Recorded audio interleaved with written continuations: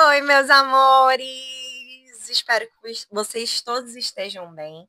Meu nome é Karen Almeida, eu sou a nova professora de empresarial e consumidor de vocês. E eu espero que essa jornada seja incrível, porque vocês vão gostar de empresarial e de consumidor. Eu prometo para vocês, tá? Então, primeiro vou me apresentar, né? Eu sou Karen, sou advogada já há 13 anos, tá? Eu sou mestre, sou doutoranda, sou mãe, tenho livro publicado de direitos do trabalho, tá? Então, vamos fazer aqui umas noções introdutórias do direito empresarial, que quando eu chegar aí sexta-feira, a gente vai botar para quebrar, tá bom? Então, vamos lá. O que é o direito? Né, para todos os efeitos. O que é o direito? É o conjunto de regras e normas que regulam a conduta humana em sociedade. Simplesmente isso. Porque a gente, já diria Locke, o lobo é o lobo do homem, né? Sem a norma, o convívio social às vezes fica impossível, certo? Então, o objetivo do direito, das leis, das normas em geral, é estabelecer uma ordem, tá? Para regular essa vida em comunidade, até porque nós somos animais sociais, certo? Então, os conflitos são da natureza humana, a gente precisa desse estabelecimento de ordem, o direito evoluiu, as normas evoluem junto com a sociedade, a gente vai tratar muito disso aqui em sala também. Tem a questão do conceito, o que é justiça? Que é uma coisa muito subjetiva, que pode ser justo para mim, pode não ser justo para você, né? Aí tem as questões de dignidade, que é um direito fundamental, igualdade, legalidade, tudo isso são princípios que a gente vai trabalhar ao longo desse semestre, tá? Não se preocupem. E aqui a gente tem a primeira separação do direito em direito público e direito privado, tá? Vamos lá, direito público são normas que se aplicam para todo mundo, mas principalmente na atuação do Estado com os cidadãos. Quem são os cidadãos? São todos aqueles maiores de 16 anos que já tiverem título de eleitor, tá? Então, o direito vai atuar aqui. Vão ter normas penais, normas de direito público, constitucional é direito público, administrativo é direito público, tá? Consumidor é um misto de direito público com direito privado. Vou explicar depois para vocês por quê, tá? Mas a gente tem aí. Essas normas são de direito público, tá? E as normas de direito privado? Aí a gente tem o direito civil, aí a gente tem o direito empresarial, aí a gente tem o direito do trabalho, em algumas situações, algumas normas. O direito do trabalho também é um misto de privado com público, tá? Então, a gente tem aí esses ramos do direito, tá? Por que se fala que o empresarial é privado? Com certeza, ele está até no Código Civil, tá? É um capítulo do Código Civil. Começa no 966, tá? Porque ele só trata de relação entre particulares, não trata de relação entre... o Código Civil vai tratar de relações entre pessoa física, pessoa física, pessoa jurídica, né, ali, que não se configure uma relação de consumo, senão incide o Código de Defesa do Consumidor, é claro. Mas se eu tenho uma empresa, eu contrato outra empresa de manutenção, enfim, tudo isso vai ser uma relação regida pelo direito empresarial, por exemplo, tá? Vou emitir um título de crédito para nota promissória. Isso é um instituto de direito empresarial. Falência, recuperação judicial, isso tudo é de direito empresarial, tá? Então, a gente vai especificar direitinho aqui para vocês. Pelo que eu pude perceber, pelo menos eu corrigi a prova de vocês, foi que a professora trabalhou com vocês e iniciou com o consumidor. Mas pela ementa, estava começando com o empresarial. E eu acho melhor eu começar logo introduzindo vocês a empresarial. Porque aí, o empresarial é um pouquinho mais complicado. Eu fazendo vocês gostarem, entenderem empresarial, vai ser bem mais fácil para a gente tratar de consumidor o que tiver faltando, precisar reforçar, tá certo? Então tá. A gente tem a revolução histórica do direito empresarial e tem 4 fases, assim, os doutrinadores são uníssonos sobre isso. A primeira seria as corporações de ofício, que é o surgimento da burguesia, né? Porque antes era só escravidão ou servidão, e não existia, assim, essa questão dos comerciantes, né? Os comerciantes surgiram, os burgueses, a burguesia, surgiram as corporações de ofício, né? Essas corporações de ofício reuniam profissionais, né? Era uma forma, tipo, como se fosse um sindicato hoje em dia, tá?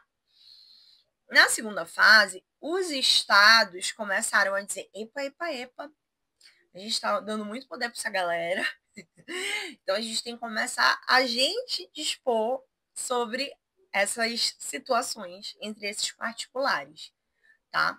A terceira frase vem com Napoleão e o surgimento da teoria dos atos de comércio, tá? E aí Napoleão fala que toda pessoa que é comerciante vai estar num rol taxativo. E esse é o grande problema da teoria dos atos de comércio, tá? Por isso que ela caiu tanto no direito mundial quanto no direito brasileiro, tá? Ela foi substituída pela teoria da empresa. O que a gente vai ver é que a teoria da empresa surgiu na Itália em 1942 e ela traz a empresa como uma atividade econômica voltada à produção e circulação de bens ou serviços a título oneroso. Ou seja, ela é um rol muito amplo.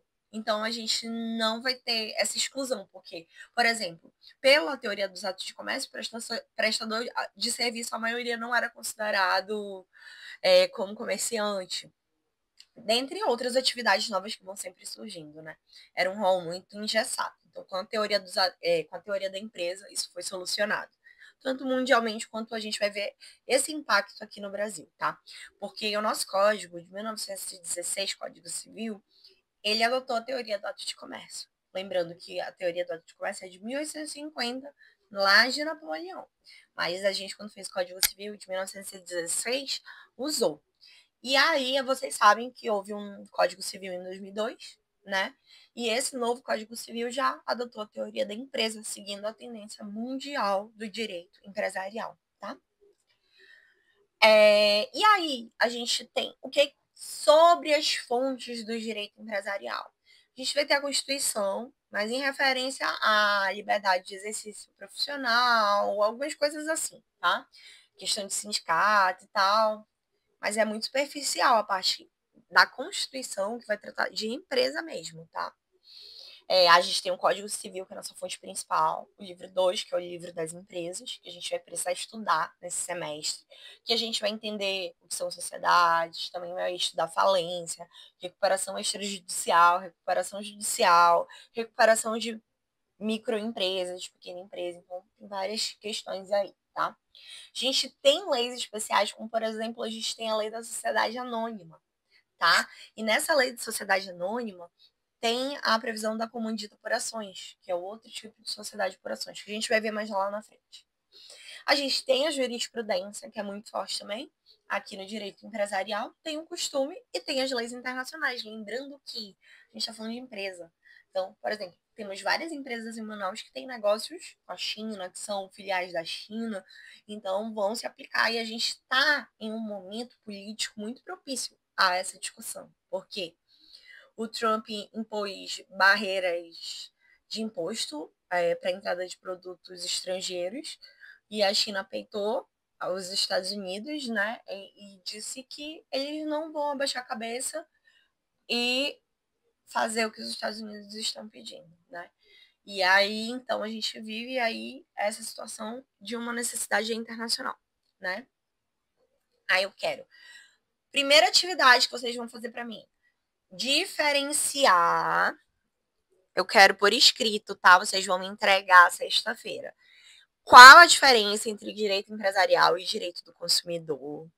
E a segunda questão que eu quero que vocês escrevam para mim é o que vocês entendem por direito empresarial hoje em dia, tá? Pode falar sincero. Eu não entendo nada. Pode colocar, mas eu quero que escreva, tá? Vamos lá.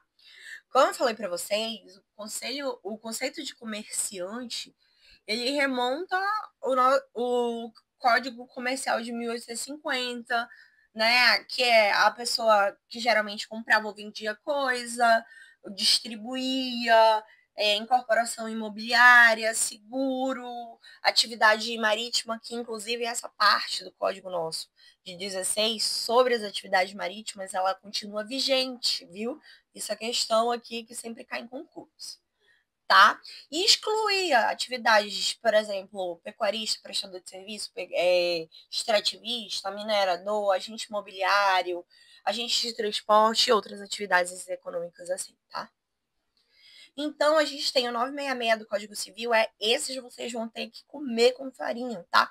Ele e o parágrafo único dele, porque o 966 define empresário como aquele que desenvolve atividade econômica organizada para a produção ou circulação de bens ou serviços. Ponto. Vamos à análise do caput, tá? Atividade econômica. A atividade tem que ser econômica, ou seja, ela tem que ter como finalidade, ter por finalidade o lucro, né? É uma atividade econômica organizada. Então, eu tenho os meios ali de produção. Ainda que eu seja, por exemplo, eu venda bolo, eu faça na minha casa. Eu compro os materiais, eu tenho meus fornecedores, eu tenho processo de fazer, de higiene, aí eu faço os bolos, eu faço as coberturas, eu boto em um recipiente especial. Então, vai ter ali uma organização ali daquela sociedade, né? Para produção e circulação de bens ou serviços, tá? E aqui, quando ele fala serviços, ele é bem teoria da empresa mesmo, né? Porque a teoria dos atos de comércio meio que exclui os prestadores de serviço, tá? Aí, no parágrafo único do 966, que é aí que eu vou fazer essa pergunta na prova, eu tô avisando aqui para vocês, tá? Exceções. Vamos lá. Temos 3 exceções, tá? Primeiro, que o trabalhador rural. O trabalhador rural, ele só é empresário se ele, por vontade própria, fizer registro na junta comercial. Porque o código diz isso por escrito, tá? Cooperativas não são consideradas empresas, porque elas não têm fim o lucro.